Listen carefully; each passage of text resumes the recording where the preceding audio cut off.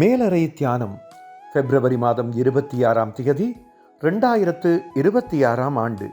எழுதியிருப்பவர் இர்வாஜி Israel, Kambala, Uganda. தலைப்பு: எல்லாம் எமது நன்மைக்கே. வாசிக்க வேண்டிய வேதப்பகுதி ஆதியாகமம் 45ஆம் அதிகாரம் 1ஆம் வசனம் தொடங்கி 8ஆம் வசனம் வரை. இன்றைய நாளுக்குரிய தியான வசனம் ரோமர் 8ஆம் அதிகாரம் 28ஆம் வசனம். அவருடைய தீர்மானத்தின்படி அழைக்கப்பட்டவர்களாய் தேவனிடத்தில் அன்பு கூறுகிறவர்களுக்கு சகலமும் நன்மைக்கு ஏதுவாக நடக்கிறதென்று அறிந்திருக்கிறோம்.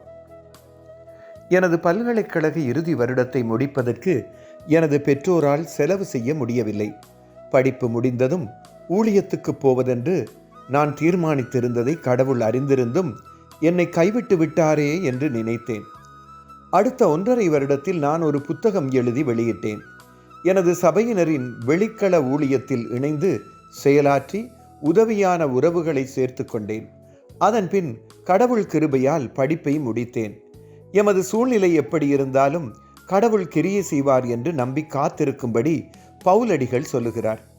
கடவுள் பேசாமல் இருக்கிறார் என்று நாம் நினைக்கும் போது எமது வேதனைகளை சாட்சிகளாக மாற்றி வேதனைப்படுகிறவர்களுக்கு ஆறுதல் அளிக்கும் உள்ளத்தை தருகிறார். யோசேப்பின் கதையை நாம் பார்க்கும்போது அவனது சகோதரர்கள் அவன் மேல் பொறாமை கொண்டு அவனை விற்றார்கள். ஆனால் கடவுள் அவனோடு கூட இருந்தார். பல வருடங்களுக்கு பின் தனது சகோதரர்களை சந்தித்த போது அவர்களை தண்டிக்கக்கூடிய அதிகாரத்தில் யோசேப்பு இருந்தும் அவர்களை மன்னித்து ஆதரவளித்தான்.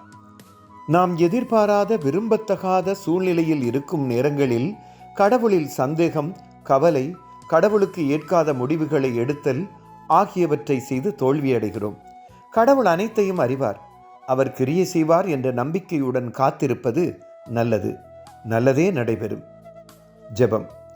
பரலோக தகப்பனே, உங்களை சந்தேகித்ததற்காக மன்னியுங்கள். எமக்கு நன்மையையே செய்கிறீர்கள். ஆமேன். இன்றைய நாளுக்குரிய சிந்தனை: தினமும் கர்த்தருக்காக காத்திருப்பேன். கர்த்தருடைய அன்பும் இரக்கமும் அவரது பிரசன்னமும் இந்த நாளில் உங்கள் அனைவரோடும் கூட இருப்பதாக.